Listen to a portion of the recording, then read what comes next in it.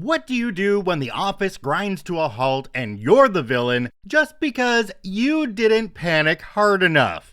Hello and welcome back to the Karma Stories podcast. I'm Rob, and I hope you are having a wonderful day today. Today's episode includes a power-tripping accountant who loses her kill switch, an HR stunt that literally shuts down the entire building, and a showdown over whether a backslash is just too confusing to exist. Let's jump right in. This story comes to us from CLRL Miller. It's my fault the printer can't print because I didn't freak out enough. So, years ago, I took a low-paying, entry-level job doing data entry for a private investigator agency. I was just starting my career and moving between states, so I took what I could get in a hurry. My official role was entering info for time, case notes, spreadsheets, tracking costs, and charges to clients, etc. It was an unorganized mess when I got there, and sorely in need of an overhaul. In a few months, I'd restructured how things were organized, taken care of weeks of backlog, and made it a lot easier to track info in a database system I'd set up for the business. I was doing way over my official title, and had actually fixed a bunch of networking issues for the business as well. Thus, as no good job goes unpunished, I became the unofficial IT monkey for the business, and suddenly, anything to do with computers, network, printers, etc. became my responsibility. Meanwhile, I received no pay raise, and was told I'm just lucky they took me on with such little actual working experience. Whatever. The business had one of those large, clunky, but fairly bulletproof HP 5SI printers. This was back in the early 90s, that did nearly all of the business printing. It handled abuse and ate through paper like a champ. It also had a big cartridge that was good for months at a time. But eventually, toner does run out and needs replacement, just like paper. I watched for weeks as the toner level kept dropping, and notified the head secretary and managers that we'd need another cartridge soon or work would stop. But what do I know? I'm only a data entry guy, and eventually, the printer just stopped. The head secretary, named Hilda, came in yelling at me I needed to fix the printer ASAP. I had a look and confirmed the toner was low. I gave the cartridge a good shake, and the last few print jobs completed. In the words of the head secretary, I'd fixed it. Well, no, this might get you another day or two of printing, but I needed funds to get another cartridge ASAP. Or, the next time the printer stops, no amount of shaking will fix it. Whatever, what do I know? I'm just a data entry guy. I was again ignored. 2 days later, the printer again stops, and Hilda tries several times to pull the cartridge, give it a shake, and try printing again. Nope, the printer stubbornly refuses to work for her, so again, I'm pulled aside by Hilda and told to fix the printer, which I can't, and I tell her that she needs to give me money to go buy a cartridge, and she leaves in a huff. I'm pulled into the CEO's office and I'm grilled for 20 minutes that my attitude sucks. I'm being difficult and refusing to work with the head secretary Hilda, and told to just fix the printer because work is now at a standstill. I take a deep breath, calmly explaining that I'd notified the management and Hilda several weeks ago that we were low on toner and would need a replacement, but I was told, no, that's expensive. 2 days ago, the printer stopped and I again warned them that the fix of shaking the cartridge was a temporary solution and we'd need a replacement ASAP. But I was again told, no, that's expensive. The CEO looked at Hilda, the head secretary, and asked, did that happen? Did he tell you what was needed and you told him no? Hilda suddenly became indignant and yelled that, yeah, he said something, but it was expensive and I thought he was exaggerating. The CEO looked at me and asked, did you not tell her how important this was? I replied that yes, I said that the printer would fail and work would stop. We needed a replacement ASAP, but I was again told no. The CEO continued staring at me and then turned again to Hilda, asking, did he freak out when you told him no?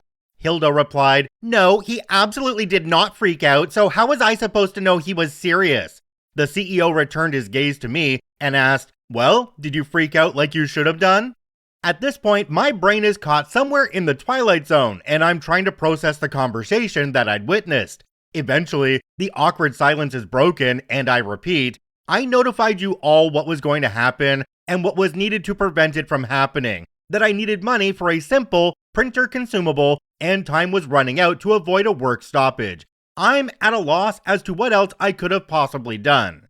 There is a shared look between the CEO and Hilda, and a rolling of eyes, followed by a deep sigh from the CEO. Finally, the CEO responds, "You could have freaked out a little more. This is on you." And Hilda, the head secretary, looks smug while two sets of eyes rest on me in my seat.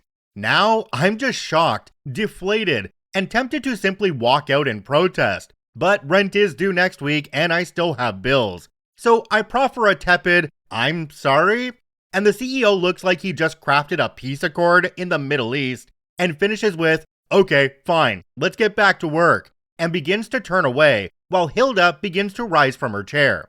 I stay seated and politely cough while raising my hand. We're still out of toner. Hilda can order some from our office supplier, but it won't come in until next week. If you want the printer to actually, print, I'll need to buy a cartridge at retail for more money. Like today, like now.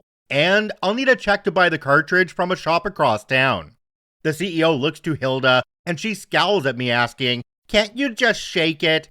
I actually did get a check and bought another cartridge that day, but not without another lecture about keeping costs down and freaking out appropriately. 2 weeks later, I took another job and gave a week's notice. Legend tells they're still shaking that cartridge to this day. OP added a quick edit down at the bottom. It says, "Edit, a little clarification that this happened in the early 90s, about 1994, and the secretaries had been there for several years. They'd originally worked on typewriters and were new to working on computers. Hilda was an older woman in her mid-50s with an attitude and was perpetually confused by all the computer stuff. It was an experience working there, and yes, they're still in business, I think." Jumping down to the comments on this one, we have one from a user called Action Lawyer Comics. It says, "I would have gotten a sledgehammer. Anytime I needed to talk to Hilda about anything important, I'd start by smashing a hole in her desk to know it was important. Then I'd calmly say what I needed. Sorry you had to put up with that. Glad you were able to get away so quickly." Another commenter down below called Shrojo18 said, "When the CEO told you to just shake it, you should have yelled at them to let you get an effing toner and freak out like they requested." Okay, I don't know about y'all on this one, but I would totally play into this because the next time I needed something, I would run into the secretary's office like the building was effing burning down. I would be screaming at the top of my lungs, waving my arms around. And when she asks me in a panic what's wrong, I just calmly say, "Oh, we're out of pens, love." Let's switch gears to another workplace where someone did lose their overpowered access and immediately ran crying about it to the boss. And of course, management handled it brilliantly. This story comes to us from Critch the Geek. Well, guess you can't now. Many years ago, I was brought on board to run the IT department of a mid-sized, privately held company. Main application was ERP running on a mid-range system, AS400B50 if you care. These were the green screen days, and someone had spent probably way too long to make a login screen with the company logo, 2 initials in ASCII. The head of accounting, make that the head of accounting, had the happy habit of canceling other departments' jobs if she felt hers weren't running fast enough. Yep, someone sometime gave her full system operator privileges, and she'd kill inquiries, MRP runs, reports, all without any notice. After about the 5th time of cleaning up the wreckage in her wake, I took away her special privileges. She had them for years before I came on board, and a shouting match ensued, followed by an angry march up to the president's office. President called and I explained the situation over his speakerphone with her running commentary in the background. He sounded truly beaten down and told me just to give it back to her. Fine, fine, fine. About a month later, IT spent the weekend upgrading the base OS. Everyone was well warned, and in the process, the cutesy ASCII logo went away, replaced by factory default login screen. So everyone knew we had changed something. And what? Accounting head could not kill jobs anymore. Must be a side effect of the OS upgrade. Sorry. No, it wasn't. We just took the opportunity of the visual change to remove her privileges. Jumping down to the comment section on this one, we have one from a user called Glenn Marshall. It says, all too often people complain to IT about the tasks they cannot do, not the symptoms of the problem. There is no cure for ignorance. You know, this story reminds me of DJs with the button on their mixer that they call the DFA button. Someone comes up mid-set and says, hey, the bass is too loud, or can you fix the levels? So the DJ turns a dial real serious-like, right where they can see it. What does DFA stand for? Does F all. And that is exactly what this guy pulled with the fake system update. Took her access away, gave her the DFA experience, and let the placebo do the rest. Now, if you thought taking away someone's powers was chaotic, wait until you see what happens when HR rolls in with a smoke wand and a death wish for the entire server room. This story also comes to us from Critch the Geek, HR and fire detectors. Same company as the previous story. The IT department, actually they called it MIS way back then, was on the lower ground floor. The floor plan was offices, hallway, my office with glass wall, IT bullpen, my guys, another glass wall, computer room, another glass wall, hallway, more offices. So from my desk, I could look all the way through to the other side of the building. You could get into the computer room from either end if you had a card to swipe at the door. Nobody other than IT had those cards. Or so I thought. Sitting there mid-morning one day, pounding away on my keyboard, and some movement caught my eye. Looking through my window, across the bullpen, and through the computer room, I see the expletive deleted HR manager and some guy carrying what looks like a leaf blower. I'm rather PO'd that HR had a card I didn't know about and just walked in there. They were looking at the ceiling and the guy raised the leaf blower and, oh crap, that's a smoke wand and the idiots are checking the detectors. I vaulted over my desk, ran through the bullpen and into the computer room, just in time to hear an IBM 4361 mainframe, AS400B50, Spark file server, Novell file server, ROLM phone switch, and 3 T1 muxes for data voice to the remote plants, all winding down to dead silence. We didn't have a halon system in there, thank the powers, but the smoke detectors killed the big UPS and all power in the room. The HR guy and the other just stood there, eyes wide, mouths open with patented, what just happened look. And with the glass walls, a bunch of other department managers who came to see what happened stood there and greatly enjoyed watching me jump up and down, ranting and raving at those two. Jumping down to the comment sections on this one, we have one from a user called Kel Naranek. It says, oh my, at least you had witnesses for who the witless parties were. Any gear lost? OP responded and said, as I remember, we had to do a couple of restarts, brought a couple of machines up in panic mode, did a clean shutdown, then a clean restart. I believe we just lost some work in progress, no hardware issues. Another commenter called WiseUse1012 said, damn, thought they were going to set off the sprinklers in a server room for a moment. Still, this was almost as bad. No, it definitely wasn't just as bad because they didn't lose any equipment. Had the sprinklers gone off, everything in that room would have been done, and they'd be losing more than just a little bit of work. One thing I truly hope came out of this situation is that HR had their access card completely deactivated or removed altogether. Now let's head into a battle over usernames, and not just any usernames, the terrifying, eldritch horror of the / key. This story comes to us from NoWildStuff192. Why yes, I will dig my heels in over your username. Holy crap dude, somebody tried to put the screws on me to stop using backslashes in usernames because it's too hard. Let me explain. All our workstations are RDS desktops on an AD domain. As the Windows sysadmins here are probably aware, the convention for usernames is often domain name / username. Way back before my time, when the company was smaller, my predecessor decided to use the user's email as an alias for their username, such that a user could log in using either useremail@domainname.com or domain name / username. The rationale being that it would be one less piece of information the users have to remember. Sometime after I took over a few years ago, I decided to stop setting this alias because it was causing confusion on a few levels. First, I was getting calls about email not working, when what they meant, as it turned out, was that they couldn't log on for some reason. Second, as the company grew, there were more and more cases of RDS users with emails different from their login credentials. Example, xgerbil/lemmywinks uses email logistics at xgerbil.com. And this was causing confusion, especially if Lemmywinks suddenly switched roles and now needed his own email and didn't use logistics anymore. To summarize, no more mixing apples and oranges. Email addresses are email addresses, usernames are usernames. I didn't cancel the alias for users who already were there, just stopped setting it up for new users so they'd be used to this convention from the start. Due to turnover and new hires, I'd say by now about 80% of the company uses the new username convention.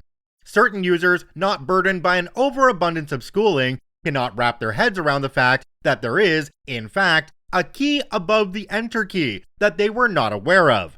People multiple years in the company who had their username defaulted on their PC would suddenly need to manually type in their username for whatever reason, and would call me and need me to explain to them what / was and where it was located on the keyboard. Roll eyes, move on, I'm paid to answer dumb questions. The head of purchasing has a couple new hires, and they, predictably, got usernames according to the new convention. She has one of the old usernames, and was extremely irate that I had deliberately mixed Eldritch symbols into her workers' usernames, just to piss her off. Why are these usernames so complicated? They never work right. Why aren't they like all the emails? I stopped doing that years ago. People were getting confused. This is how it works now. I don't care. I want my department to have emails as usernames. You can't. This is how it works now. We're not programmers. The slash never works. It's a / above your enter key. Change it back. That's it. I'm calling CEO. You may notice, dear reader, that this individual does not sound entirely rational. You'd be correct. You also may notice that I failed to inform her that I could alias her usernames however she wants. This was a matter of principle. Why the heck should I make an exception for her department over something so trivial? It's right there on the keyboard for F's sake. What's next? Having to spell check everyone's emails? Learn to type a gosh darn /. I'm not just being petty. This human butt blister demands changes to the system at multiple levels regularly, and I've learned from painful experience to be extremely skeptical of the necessity or utility of what she asks. She's not always wrong, but frequently she's just frustrated and throwing a tantrum. I should mention that we are roughly equal in the organizational hierarchy, 1 or 2 degrees separated from the CEO, depending on how you look at it. Now, the CEO is about as clueless as she is about tech, but whereas I can butt heads with her, contradicting him requires a little more nuance. And by nuance, of course, I mean BSing. The following conversation was actually an email chain between the three of us, but I'm going to format it like a group chat. Purchasing says, OP, I'm asking you to urgently change the usernames for my department back to the way they've always been. This new username convention is causing problems for my department. CEO says, what's going on? I say, head of purchasing is flying off the handle again. Her and your usernames are using an older format that I stopped using because it was causing problems. All new users since 2022 have a new kind of username that doesn't cause these problems. Purchasing is complaining because this new format has a / in it, which she can't find on the keyboard. 80% of the company has been using this format without any problems for 3 years. I've told her multiple times that this is the key above the enter key, and now she wants me to break the whole company's logins instead of learning a new character. It's not even her account, it's her worker's account. CEO says, can you make an exception for her department? Really, dude? You're going to even entertain this?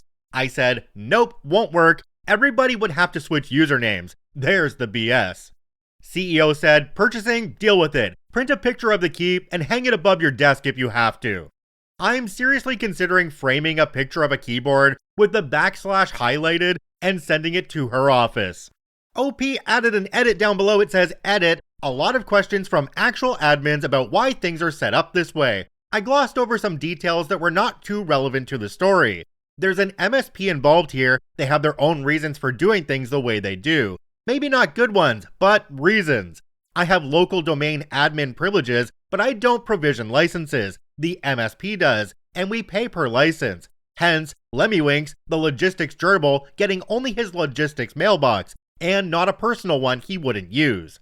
Some commenters took my excuse to the CEO as my actual reason for not doing as I was being told. There is no technical reason why people can't log in with their emails. I decided to put a stop to it because my idiot users were conflating unrelated things and bothering me about it, and because of the issue of changing roles and mailboxes. Removing that degree of freedom from the users resulted in a net decrease in calls. And holy crap, the mere thought of letting them log in with a username that looks like an email but isn't actually an email gives me heartburn. The confusion that would cause. You know, the real malicious compliance here wasn't the username format. It was not telling her it could be changed, just choosing not to out of pure principle. And honestly, respect to OP for that. If you're enjoying these stories, make sure to follow the podcast on your favorite platform, and if you're watching on YouTube, hit that like button and subscribe so you don't miss the next one. I thank you for watching and listening. I hope you have a wonderful day, and we'll see you tomorrow.